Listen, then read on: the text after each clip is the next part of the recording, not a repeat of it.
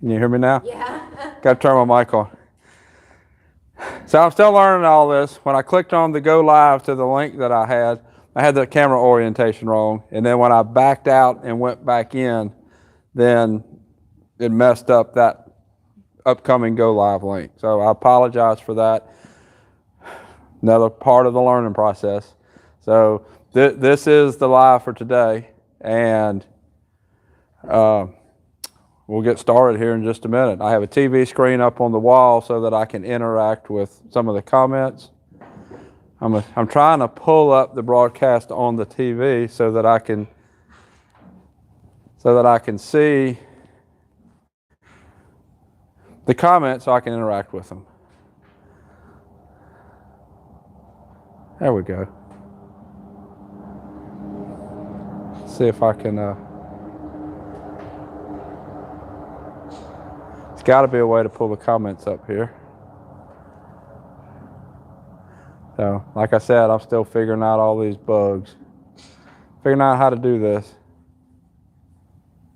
Yeah, the comments are showing up. They're showing up there. I'm not seeing them here. Let's see. There we go.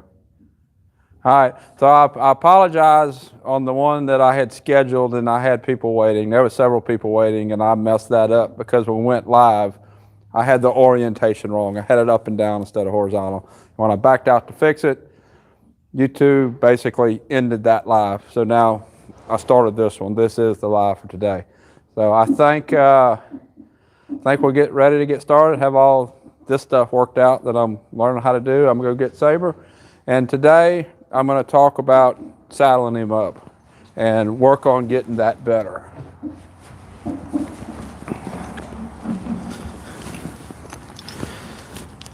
All right, so I'll go get him out of his stall. I'll be right back.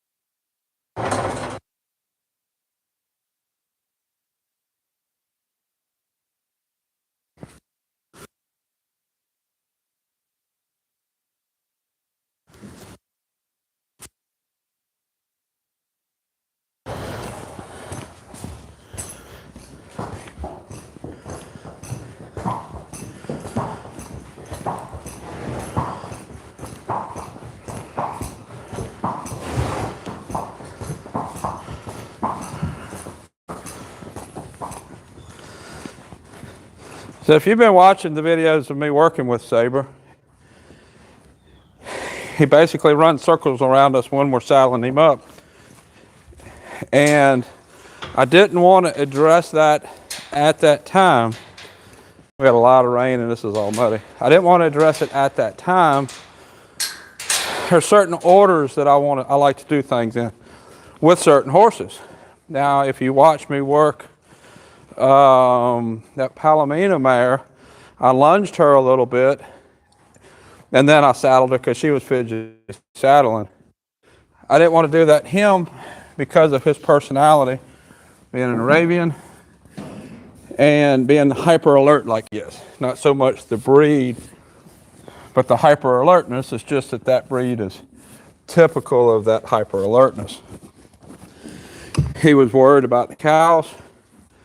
We've been working on that. I actually have a video coming out probably in a day or two working him on cows because I wanted to make that anxiety better and I wanted to basically work all the reasons that he was giving me for being anxious and working circles. Now you see I've got all these cones, boards, everything out here to give him something to occupy his mind. There's the cat comes in here every time we video. His attention has been out there on the cows, and I wanted to bring his attention in. We need to get his attention in on me, in on what I'm doing, not so much out there. So having all this stuff in here helps to draw his attention in towards me.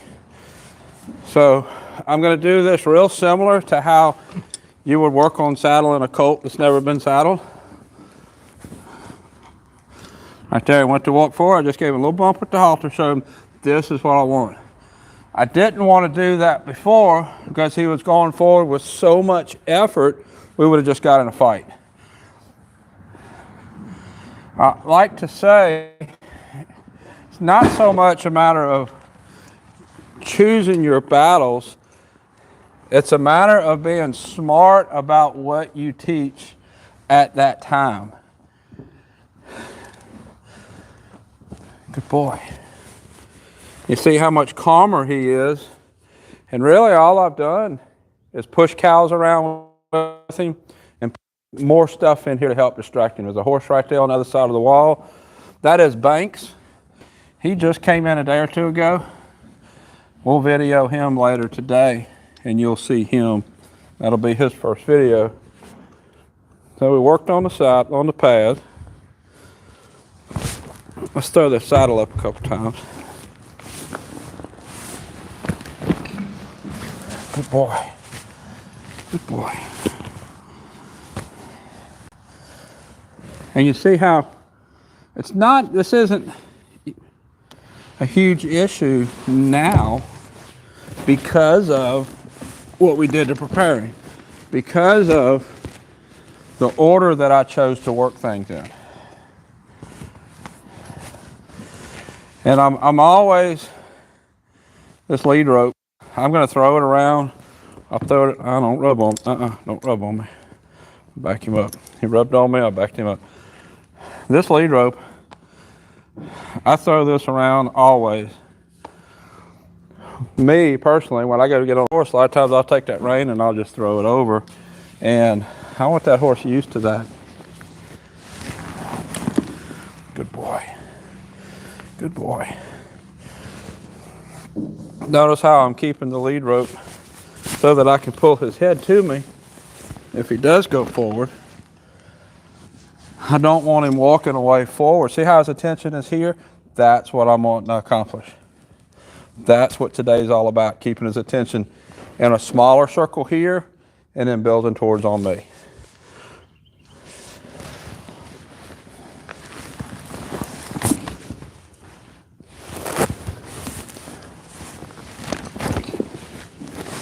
Good boy. Good boy. Now let's go to the other side.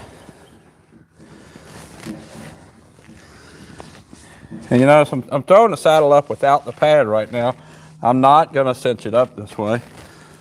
This is just part of getting him used to having that saddle thrown up there and standing still.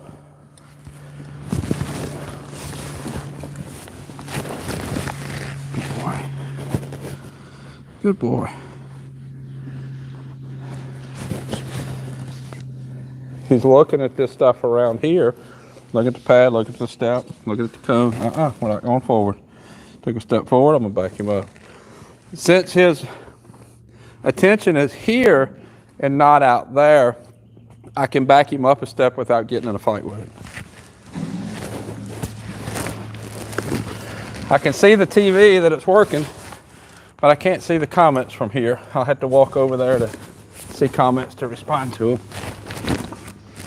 There we go, good boy. Good boy.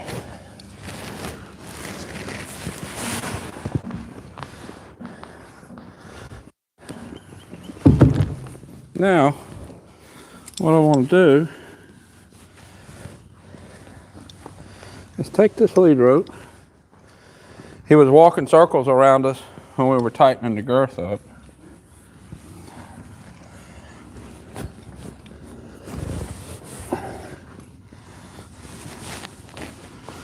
I'll put a little pressure and release. I'll turn him around so you can see what I'm doing.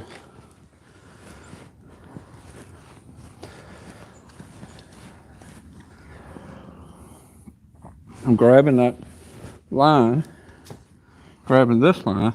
See that's what we need to work on. And I'm just taking my hand and twisting it to put a little pressure and then release. Good boy. Go for a walk.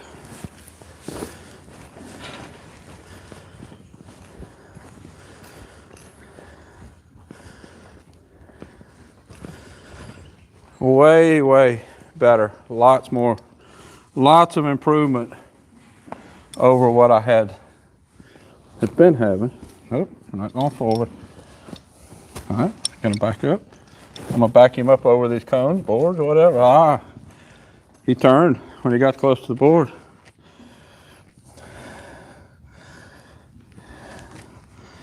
And release. Add pressure. And release. Good boy.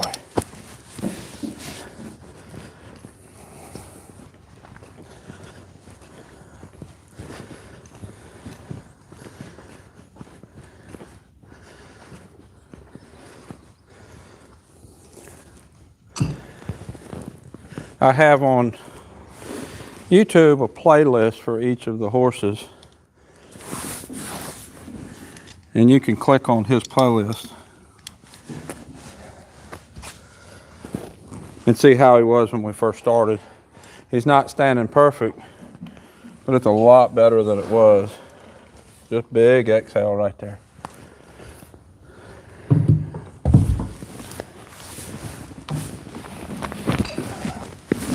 Good boy. Good boy. I always put my girth strap up a certain way. Makes it easier to girth them up one-handed.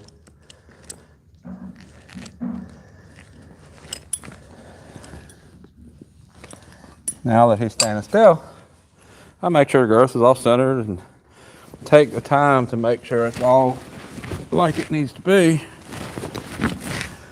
When he was all bouncing around, couldn't really do that.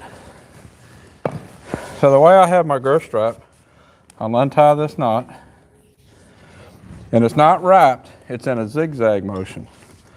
So what I'm going to do, you paying attention? Notice I'll rub him under here. As soon as I rubbed him, he went forward. We're backing up. Let's back over this cone. There's a cone there. Feel the cone? There we go. Pay attention. See, it's all about occupying his mind. I'm gonna need to go up on the other side. All about occupying his mind. He started to fidget and go forward like he was, because my tension is in here. Backed him over that cone. It's like, oh wait, no, there's something there. Starting to get a little bit nippy. That's new. Not getting any treats.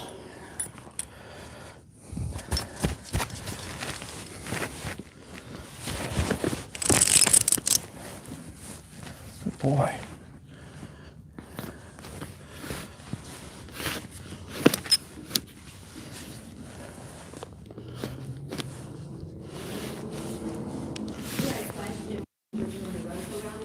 Uh-huh. When you release, are you waiting for him to settle or just pressure on him? I will not release the pressure as long as his feet are moving.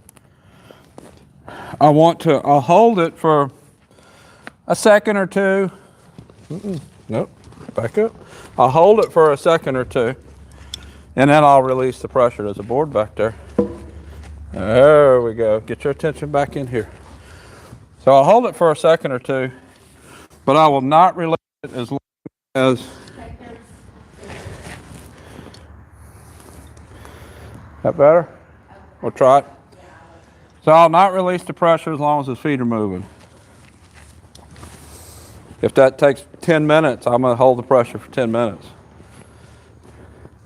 But if he'll stand for a second or two, I'll release it, and then we'll build on that. Appreciate the comments. I'll get over there where I can answer a few more of them in just a minute.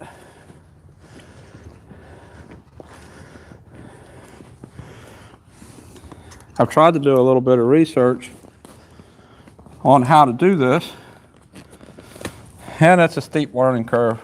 I'm not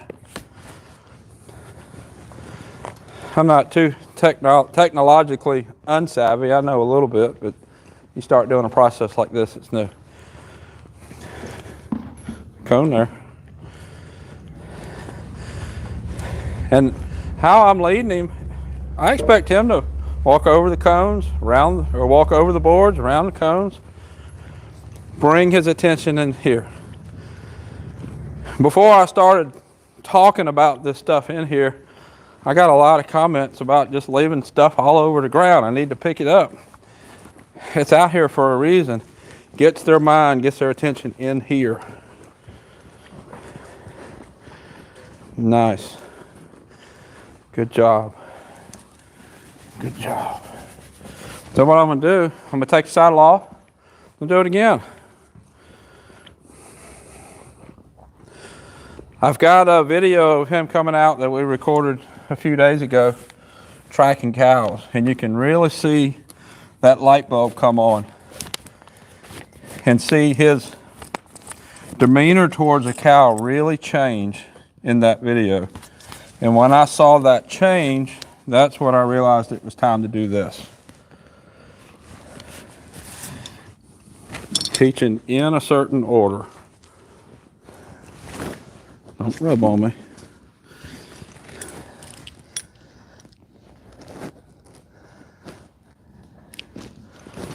Okay. I'll pull the saddle off from this side.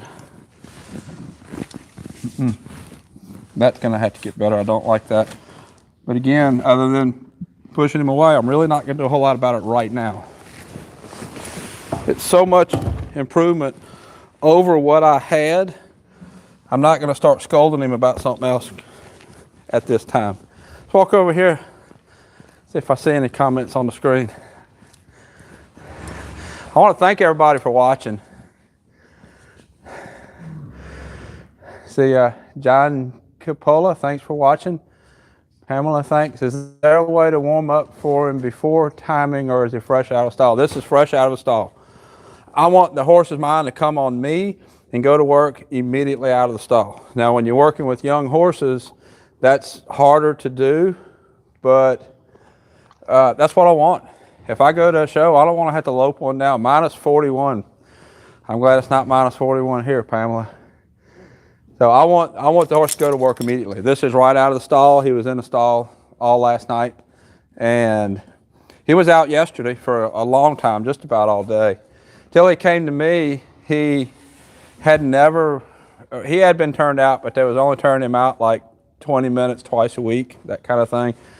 I don't think he had ever been turned out with another horse. He has been turned out with Bob a few times. I have that. That will be a video coming out. Southwest Florida. Well, Florida would be nice right now. Work on immediate vicinity always. Yes, for sure. But you have to get their mind on that immediate vicinity. That's when I get on a horse and I walk those circles when I first get on, that's what I'm doing. I'm working that immediate vicinity, getting their mind on me. Their mind is out someplace, and if I get on a horse and just start walking, then I have that horse's mind is out somewhere. It's not on me. Need to get that mind in the immediate vicinity, on me. 50 degrees in Ocala. That's about what it is here. We might be a little warmer than y'all right now. 57 in Fort Myers. That's about what we are. I think we're in the mid-50s. I've got this vest on. I'm fixing to have to shed this vest. I'm warming up. So now I'm going to saddle him back up, but I didn't go straight to the saddle. We're going to walk a little bit, get his mind on me, get his mind on this area where we're working. We there and I was watching the TV, his mind was bouncing all over the place. He's probably looking at banks right there. Now let's see what we got.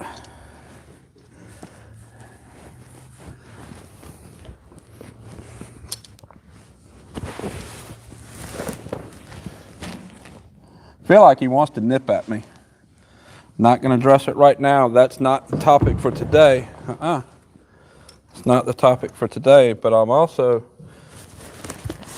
going to try to not let him get in a position where that needs to be the topic for the day. You know what I mean? I don't want to work that today. So I'm going to do my best to not allow him to do something so that I have to work it today. That'll be another day. Choose your lesson plans. It'd be different if he already knew what he was getting punished for, and I don't want to scold him for one thing when he's making such good progress on something else.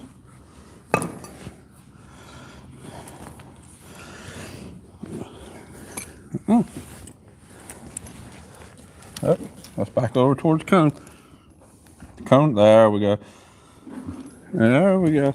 Now I've got a hold of the girth and the cinch strap over here, and I was kind of holding them together as he was moving around.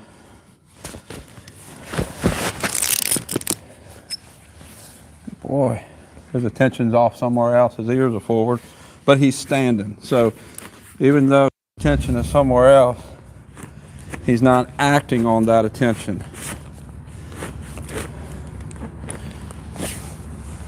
Good boy. Good boy. Saddle's not real tight. Probably not tight enough for me to get on. If it's tight enough, it's not going to fall off. My phone's ringing over there. If I go over there to silence it, I'm probably going to get a copyright strike for my ringtone. It quit. Hopefully I don't get demonetized for that. Just put his mouth on my hand. Gonna have to work on that.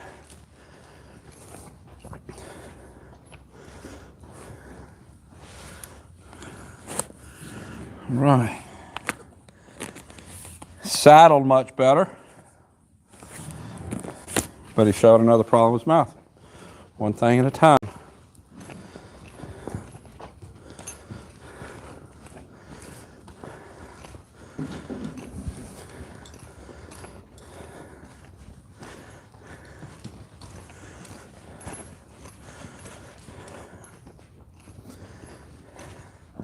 Okay, nice.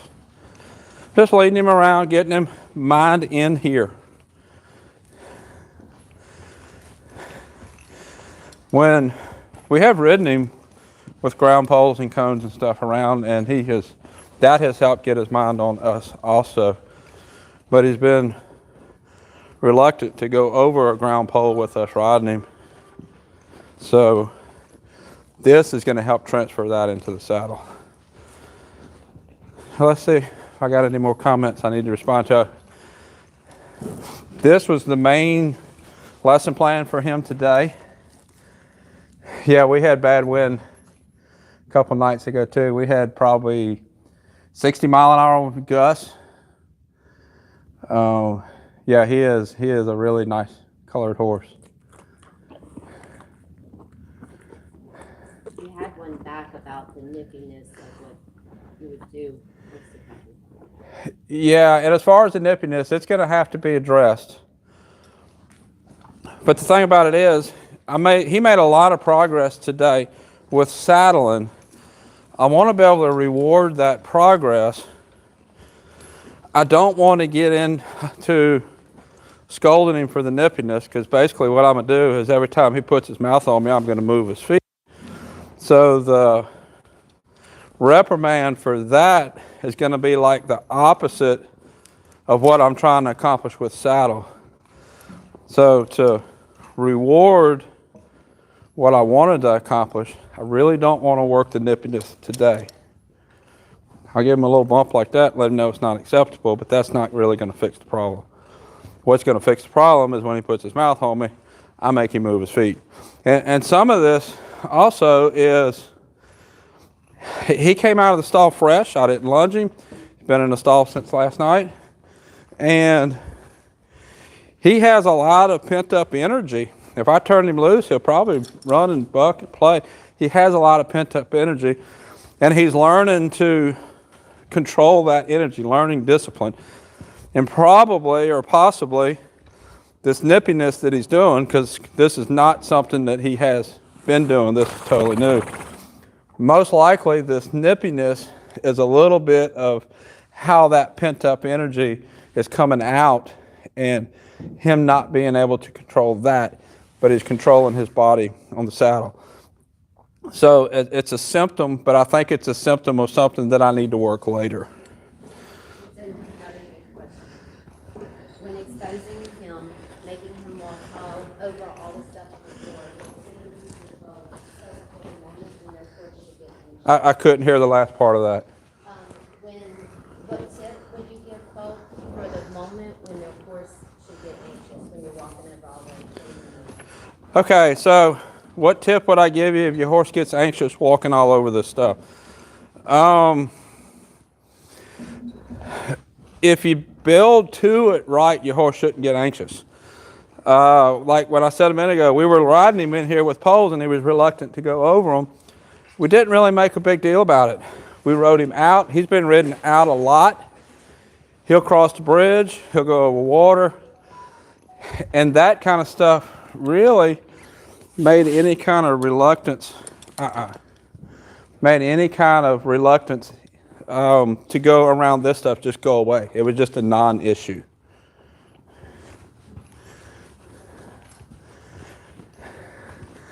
Let's see. I've seen instances where people put old saddles on a horse and then leave them in a corral for a long period of time on their own. How do you feel about that?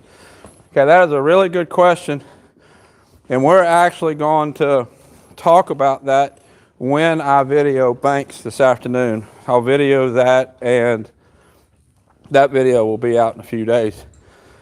Banks just came in. I worked him a few times since he's been here. He seems like a horse that was kind of cowboy started a little bit rough, a little bit too quick. He's very nervous about being saddled. He's very good, like handling him on the ground in the stall. That's all really good. But as soon as you start putting a saddle on him, putting him to work, he gets really scared. So what I did with him is I saddled him and I put him out here and I left him, I don't know, an hour or two, hour and a half, with the saddle on, out here, just out here, with this saddle here. And you gotta kind of know what you're doing, and you gotta have a good saddle to do it with. I've seen people do that with old Cordura saddles. I tried that one time, and the saddle ended up under the horse. Luckily, the horse was good and broke, and it didn't freak out about it. And I caught it before it went back or did anything bad.